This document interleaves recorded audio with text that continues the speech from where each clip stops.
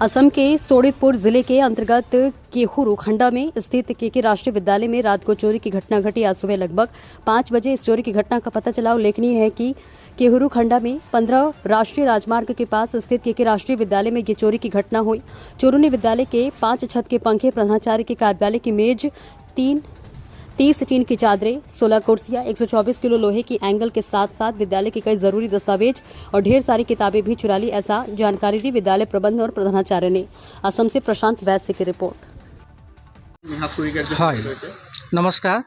এখন জাতীয় বিদ্যালয়ত ৰাতি চুৰি কাৰ্য সংঘটিত হৈছে। বহুতো মূল্যৱান সামগ্ৰী, নথিপত্ৰ আদি কৰি লৈ গৈছে। গতিকে আমি ঢেকীয়াজুলি আৰক্ষীক অৱগত কৰিছোঁ। তেওঁলোকে অতি সোনকালে তদন্ত কৰি পেলাই আমাক চোৰক যাতে উপযুক্ত শাস্তি দিব পাৰে আৰু অতি সোনকালে তদন্ত কৰে তাৰে কামনা কৰিছোঁ। বিদ্যালয়ত চুৰি কাৰ্য সংঘটিত হৈছে, কি ক'ব? নমস্কাৰ, মই কেকে জাতীয় বিদ্যালয়ৰ প্ৰধান শিক্ষক। গতিকে যোৱাকালি নিশা আমাৰ বিদ্যালয়ত এখন চুৰিকাণ্ড সংঘটিত হৈছে। গতিকে ৰাতিপুৱা মই 5টামান বজাত এখন বিদ্যালয়ৰ পৰা ফোন যেতিয়া গ'ল, তেতিয়া গম পাইছোঁ যে এখন বিদ্যালয় চুৰি হ'ল। আহি পেলাই চাওঁ যে এখন বিদ্যালয়ৰ পৰা শ্ৰেণীকোঠাৰ 5খন ফেন, প্লাষ্টিক চকী 16খন আছিলে। পুৰণা টিন আমাৰ বাউণ্ডেৰী বেৰৰ কাৰণে আনিছিলোঁ 30 পিচ, আৰু লোহাৰ এংগেল আছিলে 1 কুইণ্টেল 24 কেজি। ছাত্ৰ ছাত্ৰীৰ কিতাপ তথা প্ৰধান শিক্ষকৰ টেবুল, নথিপত্ৰ সহকাৰে ইত্যাদি সকলোখিনি তেওঁলোকে লৈ গ'ল।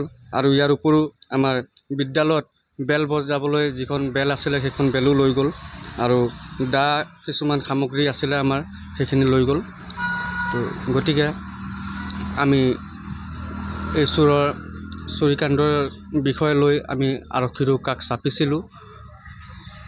আৰক্ষীও আমাক সকাহ দিছে যে যিসকল আমাৰ ছাত্ৰ ছাত্ৰীৰ ভৱিষ্যতৰ যিখিনি নথিপত্ৰ আছিলে সেইখিনি আমাক অতি সোনকালে তেওঁলোকে তদন্ত কৰি ওলাই চোৰৰ উচিত শাস্তি তেওঁলোকে প্ৰদান কৰিব।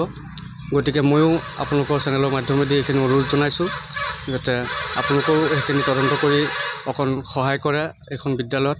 আৰু লগতে আৰক্ষীকো যাতে মই অনুৰোধ জনাইছোঁ আমাৰ এইখন বিদ্যালয়ৰ ছাত্ৰ ছাত্ৰীৰ ভৱিষ্যতৰ কাৰণে যিখন আমাৰ নথিপত্ৰবোৰ আছিলে তেওঁলোকে যাতে উচিত তদন্ত কৰি পেলাই তেওঁলোকক উচিত শাস্তি প্ৰদান কৰে।